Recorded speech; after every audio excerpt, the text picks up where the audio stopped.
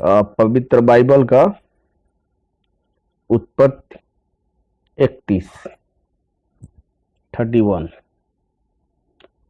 जिसमें 55 वचन है। 55। फिर लबान के पुत्रों की ये बातें याकूब के सुनने में आई कि याकूब ने हमारे पिता का सब छीन लिया है और हमारे पिता के धन के कारण उसकी यह प्रतिष्ठा है। और याकूब ने लबान के मुखड़े पर दृष्टि की और ताड़ लिया कि वह उसके प्रति पहले के समान नहीं है। तब यहोवा ने याकूब से कहा, अपने पितरों के देश और अपने जन्म भूमि को लौट जा, और मैं तेरे संग रहूंगा। तब याकूब ने राहेल और लिया दोनों को मैदान में अपनी भेड़ बकरियों के पास बुलवा कर कहा, हमारे पिता के मुखड़े से मुझे समझ पड़ता है कि वह तो मुझे पहले की नाई अब नहीं देखता, पर मेरे पिता का परमेश्वर मेरे संग है। और तुम भी जानती हो कि मैंने तुम्हारे पिता की सेवा शक्ति भर की है, और तुम्हारे पिता ने मुझसे छल करके मेरी मजदूरी को 10 बार बदल दिया, परंतु परमेश्वर ने उसको मेरी हानि करने नहीं दिया। जब उसने कहा कि चित्ती वाले बच्चे तेरी मजदूरी ठहरेंगे, तब सब भेड़ बकरियां चित्ती वाले ही जनने लगी। और जब उसने कहा कि धारी वाले बच्चे तेरी मजदूरी ठहरेंगे, तब सब भेड़ बकरियां धारी वाली जनने लगी। इसी रीति से परमेश्वर ने तुम्हारे पिता के पशु लेकर मुझको दे दिए। भेड़ बकरियां गाभिन होने के समय मैंने स्वप्न में क्या देखा कि जो बकरे बकरियां पर चढ़ रहे हैं, जो धारी वाले, चित्त वाले और धब्बे वाले हैं। और परमेश्वर के दूत ने स्वप्न में मुझसे कहा, हे याकूब। मैंने कहा, क्या आज्ञा? उसने कहा, आंखें उठाकर उन सब बकरों को जो बकरियों पर चढ़ रहे हैं देख कि वे धारी वाले, चित्त वाले और धब्बे वाले हैं, क्योंकि जो कुछ लबान तुझसे कहता है सो मैंने देखा है। मैं उस बेतेल का ईश्वर हूँ जहाँ तूने एक खम्भे पर तेल डाल दिया और मेरी मन्नत मानी थी। अब चल, इस देश से निकलकर अपनी जन्मभूमि को लौट जा। तब राहेल और लिया ने उससे कहा, क्या हमारे पिता के घर में अब भी हमारा कुछ भाग अंश बचा है? क्या हम उसकी दृष्टि में पराये नहीं ठहरी? देख, उसने हमको तो बेच डाला और हमारे रूप को खा बैठा है। सो परमेश्वर ने हमारे पिता का जितना धन ले लिया है सो हमारा और हमारे लड़के वालों का है। अब जो कुछ परमेश्वर ने तुझसे कहा सो कर। तब याकूब ने अपने लड़के वालों और स्त्रियों को ऊंटों पर चढ़ाया और जितने पशुओं को वह पद्दन राम में इकट्ठा करके धनाढ़ हो गया था, सबको कनान में अपने पिता इसहाक के पास जाने की मनसा के साथ ले गया।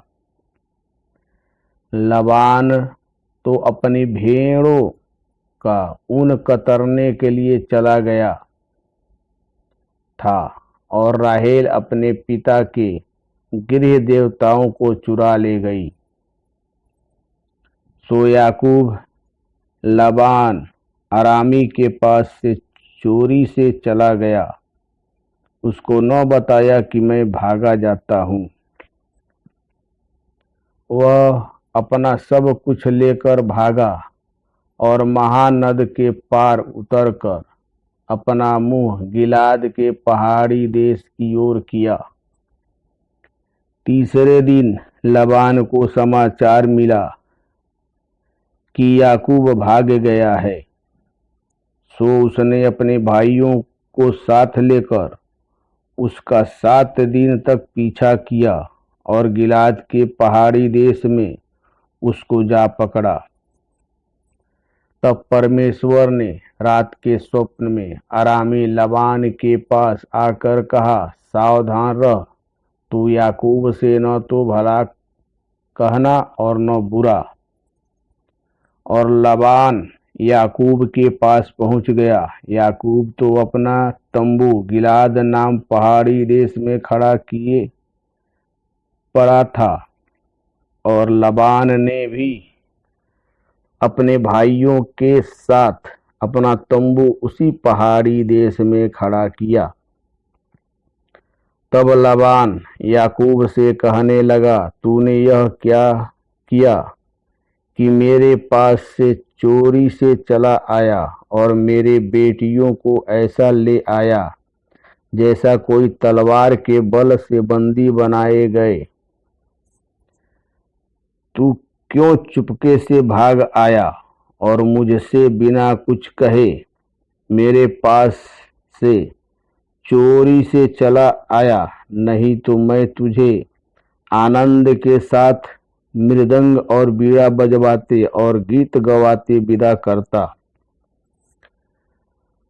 तूने तो मुझे अपने बेटियों को चूमने तक न दिया। तूने मूर्खता की है। तुम लोगों की हानि करने की शक्ति मेरे हाथ में तो है, परंतु तुम्हारे पिता के परमेश्वर ने मुझसे बीती हुई रात में कहा, सावधान रह, याकूब से न तो भला कहना और न बुरा। भला अब तू अपने पिता के घर का बड़ा अभिलाषी होकर चला आया तो चला आया, पर मेरे देवताओं को तू क्यों चुरा ले आया है? याकूब ने लाबान को उत्तर दिया, मैं यह सोचकर डर गया था कि कहीं तू अपनी बेटियों को मुझसे छीन न ले। जिस किसी कारण तू अपने देवताओं को पाए सो जीता न बचेगा। मेरे पास तेरा जो कुछ निकले सो भाई बंधुओं के सामने पहचान कर ले ले। क्योंकि याकूब न जानता था कि राहेल गृह देवताओं को चुरा कर ले आई है। यह सुनकर लाबान याकूब और लिया और दोनों दासियों के तंबुओं में गया और कुछ न मिला। तब लिया के तंबू में से निकलकर राहेल के तंबू में गया। राहेल तो गृह देवताओं को ऊंट की काठी में रख के उन पर बैठी थी। सो लाबान ने उसके सारे तंबू को टटोलने पर भी उन्हें न पाया। राहेल ने अपने पिता से कहा, हे मेरे प्रभु, इससे अप्रसन्न न हो कि मैं तेरे सामने नहीं उठी, क्योंकि मैं स्त्री धर्म से हूँ। सो उसके ढूंढ ढांड करने पर भी गृह देवता उसको न मिले। तब याकूब क्रोधित होकर लाबान से झगड़ने लगा और कहा, मेरा क्या अपराध है, मेरा क्या पाप है कि तूने इतना क्रोधित होकर मेरा पीछा किया है? तूने जो मेरी सारी सामग्री को टटोल कर देखा सो तुझको सारी सामग्री में से क्या मिला? कुछ मिला हो तो उसको यहाँ अपने और मेरे भाइयों के सामने रख दे और वे हम दोनों के बीच न्याय करें। इन बीच बरसों से मैं तेरे पास रहा, उनमें न तो तेरी भेड़ बकरियों के गर्भ गिरे और न तेरे मेढ़ों का मांस मैंने कभी खाया। जिसे बनैले जंतुओं ने फाड़ डाला उसको मैं तेरे पास न लाता था, उसकी हानि मैं ही उठाता था। चाहे दिन को चोरी जाता चाहे रात को, तू मुझ ही से उसको ले लेता था। मेरी तो यह दशा थी कि दिन को तो घाम और रात को पाला मुझे खा गया और नींद मेरी आंखों से भाग जाती थी। 20 बरस तक मैं तेरे घर में रहो। 14 बरस तो मैंने तेरी दोनों बेटियों के लिए और 6 बरस तेरे भेड़ बकरियों के लिए सेवा की, और तूने मेरी मजदूरी को 10 बार बदल डाला। मेरे पिता का परमेश्वर अर्थात इब्राहिम का परमेश्वर, जिसका भय इसहाक भी मानता है, यदि मेरी ओर न होता तो निश्चित तू अब मुझे छूछे हाथ जाने देता। मेरे दुख और मेरे हाथों के परिश्रम को देखकर परमेश्वर ने बीती हुई रात को तुझे डपटा। लबान ने याकूब से कहा, ये बेटियां तो मेरी ही हैं और ये पुत्र भी मेरे ही हैं और ये भेड़ बकरियां भी मेरी ही हैं, और जो कुछ तुझे देख पड़ता है वह सब मेरा ही है। और जब मैं अपनी इन बेटियों व इनके संतान से क्या कर सकता हूँ? अब आ, मैं और तुम दोनों आपस में बचा बांधें और वह मेरे और तेरे बीच साक्षी ठहरी रहे। तब याकूब ने एक पत्थर लेकर उसका खंभा खड़ा किया। तब याकूब ने अपने भाई बंधुओं से कहा, यह पत्थर इकट्ठा करो। यह सुनकर उन्होंने पत्थर इकट्ठा करके एक ढेर लगाया और वहीं ढेर के पास उन्होंने भोजन किया। उस ढेर का नाम लबान ने तो यज्र सहा दुया, पर याकूब ने जिली याद रखा। लबान ने कहा, यह ढेर आज से मेरे और तेरे बीच साक्षी रहेगा।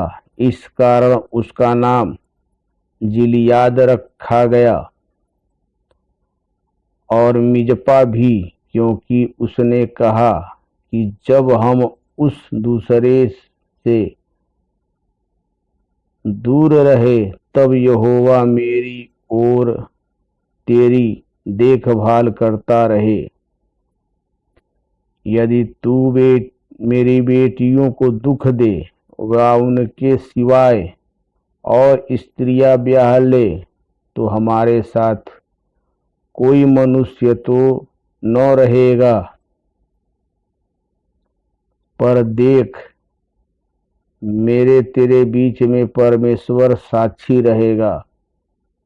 फिर लाबान ने याकूब से कहा, इस ढेर को देख और इस खंभे को भी देख, जिनको मैंने अपने और तेरे बीच में खड़ा किया है। यह ढेर और यह खंभा दोनों इस बात के साक्षी रहे कि हानि करने की मनसा से न तो मैं इस ढेर को लांघ कर तेरे पास आऊंगा, न तू इस ढेर को और इस खम्भे को लांघकर मेरे पास आएगा।